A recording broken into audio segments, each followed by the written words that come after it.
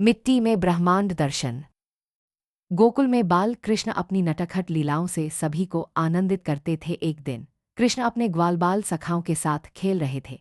खेलते खेलते उन्होंने चुपके से मिट्टी उठाकर खा ली। उनके मित्रों ने यह शरारत देख ली। ग्वालबाल दौड़ते हुए यशोदा मैया के पास गए और शिकायत की, मैया मैया देखो, कन्हैया मिट्टी खा रहा है।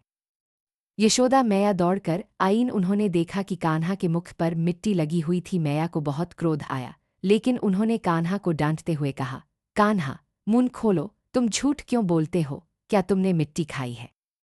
कान्हा ने मासूम चेहरा बनाया और मना कर दिया, पर मैया ने जोर दिया। तब कान्हा ने धीरे से अपना मुख खोला।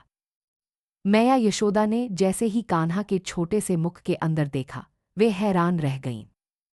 उन्हें कान्हा के मुख के भीतर पूरा ब्रह्मांड दिखाई दिया। सूरज, चांद, तारे, आकाशगंगाएं, पर्वत, नदियां और सातों समुद्र, सब कुछ कान्हा के मुख के अंदर घूम रहा था। मैया ने देखा कि उनके मुख के अंदर ही संपूर्ण सृष्टि है।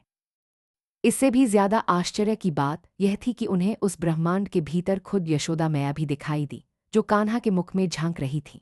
मैया को एक पल के लिए ये ज्ञान हो गया कि उनका यह नटखट बालक कोई साधारण बच्चा नहीं है, बल्कि स्वयं भगवान है। मैया भय, प्रेम और आश्चर्य से कांप उठीं और हाथ जोड़कर खड़ी हो गईं।